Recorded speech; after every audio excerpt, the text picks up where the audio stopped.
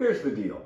Our brains are designed to enjoy learning and practicing a lot, with one result being greatly improved performance in any domain. But the price of entry to this state of work is pushing through the initial stages of incompetence, failure, and the feeling of being talentless as we move toward competency. No talent necessary. If there is a no-fail path to success, and there is, then this should be simple, though it's not easy. Please let me explain. Most of you folks who have successful careers in areas like math, music, or basketball have experienced this type of fun and interesting work. In fact, all of us have experienced this from time to time in anything that catches our attention deeply. We become engrossed in a task, trying to figure out this and that little thing, then trying again. Very small stepwise solutions are found, and it feels good. We progress, small challenge by small challenge. You think it's been 10 to 15 minutes, but you look up and an hour has passed. Time flies when you're having fun, and you got a ton of good productive work done. This state can be taught, learned, developed in oneself and others, and is the highest state of learning we can be involved in, as well as enjoyable. Sounds good, doesn't it? Regardless of what we are practicing, math, music, basketball, or anything else, the common denominator to all improvement is the amount and type of work. We seem to be pretty good, for the most part, at understanding the amount part. And there are some solutions found in the world of cognitive and behavioral science to help with that if we can't get ourselves or our students to practice or do homework as much as we would like. Sometimes our solutions to this can be described as suck it up and do it. It's required and will work. Over time, it will work and will benefit from such practice and will get better. But it turns out there are ways to make way more progress in the same amount of time and actually, truly, deeply enjoy the challenge, which is what this video is about. It's happening in those times in which we are so focused on our work and improvement that we lose a sense of time and practice, and time just flies by. There's a researcher named Mihai Csikszentmihalyi, spelled just like it sounds, who has devoted his career to studying this state, and he's given it the name flow.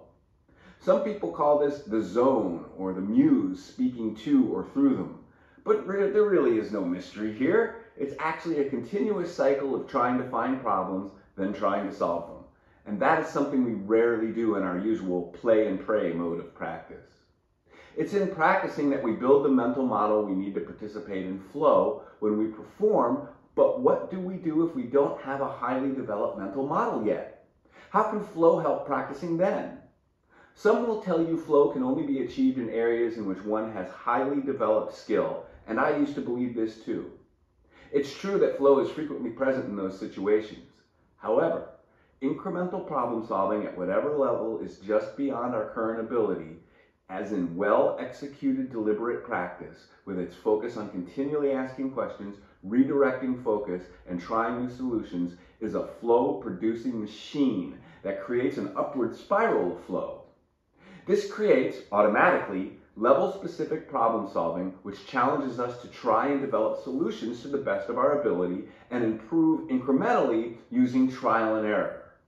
For this, the only higher level skill that needs to be developed and challenged is the skill of deliberate practice, which requires developing the component skills of metacognition, reflection, and trial and error. No matter where we start with these skills, they will be at the upper end of our ability, no matter how unskilled we are. Whatever it is that we notice and address, however small or simple that is automatically a level-specific challenge. Whatever task is just beyond our current ability, our mental model, whether it's 2 + 2 = 4 or a quadratic equation, scales or the Tchaikovsky concerto, free throws or the fadeaway jumper, that is what will put one in a practice state conducive to flow. One way to do this with students is to ask questions instead of giving answers. The questions should be very deliberate, leading to the right answer.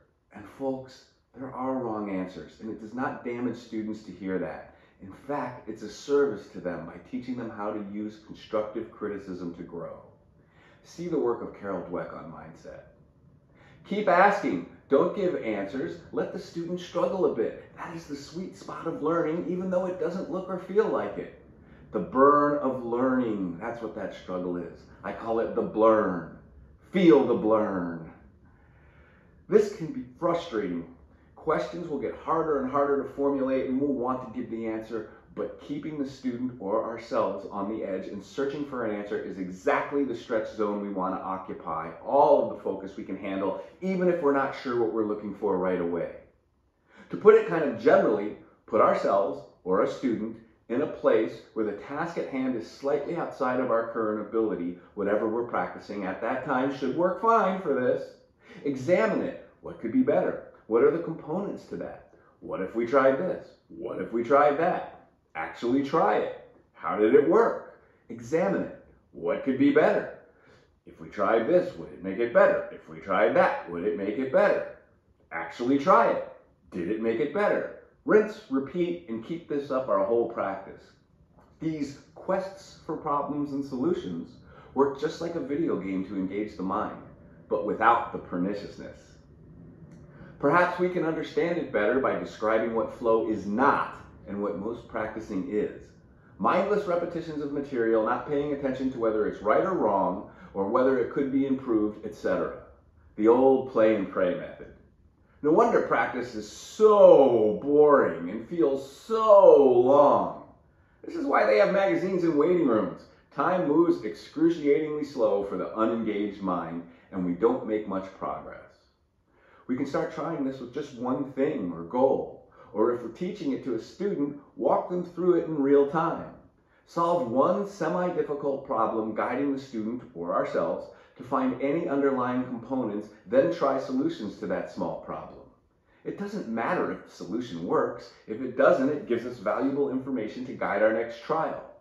Doing so will allow us to notice more and more, a growing mental model, and will improve one step at a time. Then go to the next thing you want to improve. It will be hard at first, but if we really try and accept we won't be great at it right away, flow will start almost immediately.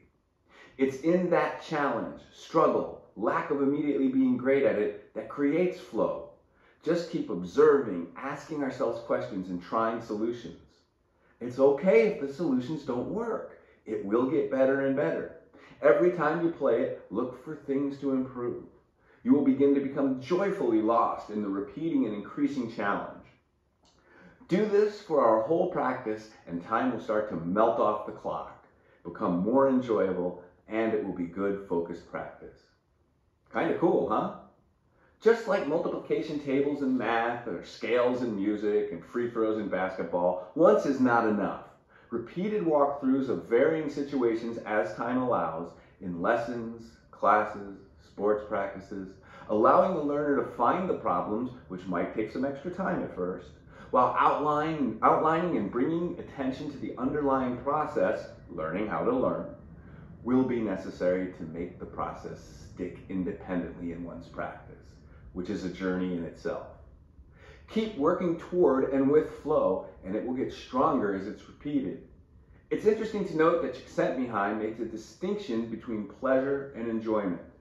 Pleasure is fine and necessary, but vacuous and has little or no participatory elements, lying on the beach, watching TV, etc. Enjoyment is when the brain is fully engaged and is in flow while becoming smarter. Makes you happier, smarter, better. That's how the brain works.